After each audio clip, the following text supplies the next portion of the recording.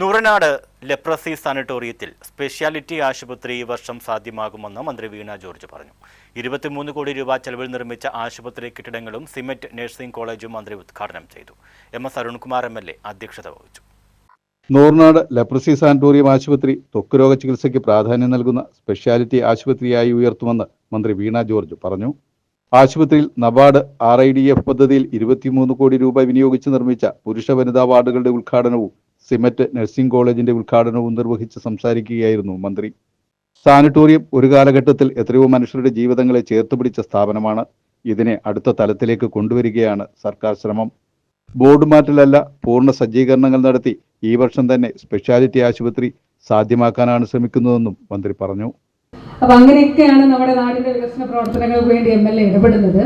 അപ്പോൾ നമ്മൾ അതിന്റെ അടുത്ത തലത്തിലേക്ക് നമ്മുടെ ഈ ആശുപത്രി, ഇത് ഡയറക്ടർ ഹെൽത്ത് സർവീസസ് ആണ്, ഡോക്ടർ വീണ. അപ്പോൾ നമ്മൾ ഇതിനെ ഒരു ഡെർമറ്റോളജി പ്രധാനമായിട്ട് ആ തലത്തിലുള്ള ഒരു സ്പെഷ്യാലിറ്റി ഹോസ്പിറ്റലായിട്ട് മാറ്റുന്നതിന് തീരുമാനിച്ചിട്ടുണ്ട്.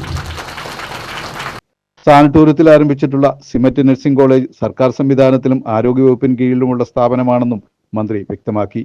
ഇത് സ്വകാര്യ സ്ഥാപനമല്ല.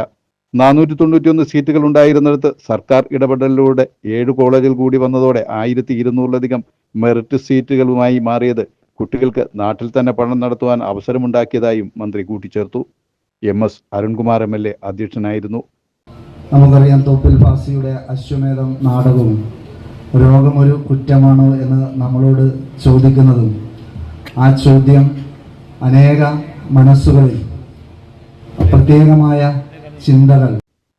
ആരോഗ്യവകുപ്പ് director doctor KJ Reena, block panchayat പ്രസിഡന്റുമാരായ S രജനി, ഇന്ദിരാദാസ്, ഗ്രാമപഞ്ചായത്ത് പ്രസിഡന്റുമാരായ B Vinod, Swapna Suresh, doctor K Mohankumar, advocate KR Anilkumar, D Rohini, Sheeba Satheesh, DMO doctor Jamuna Varghese, SIMET director Asha S Kumar, ജില്ലാ വനിതാ ശിശുവികസന ഓഫീസർ VS ഷിംന, ആശുപത്രി സൂപ്രണ്ട് ഡോക്ടർ KA ജിതേഷ്, മുൻ superintendent doctor PV Vidya, SIMET principal doctor Latha Damodaran, ത്രിതല പഞ്ചായത്ത് ജനപ്രതിനിധികൾ, രാഷ്ട്രീയ പാർട്ടി പ്രതിനിധികൾ, ഉദ്യോഗസ്ഥർ തുടങ്ങിയവർ പങ്കെടുത്തു.